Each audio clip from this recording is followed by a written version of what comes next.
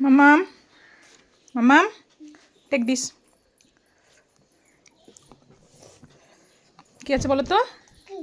বলো কি আছে, বলো না কি আছে। কিসের জুস খেয়ে বলো?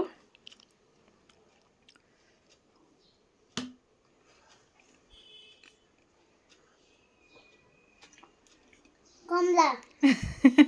কমলাকে ইংরেজিতে কি বলে? অরেঞ্জ। Orange, orange juice.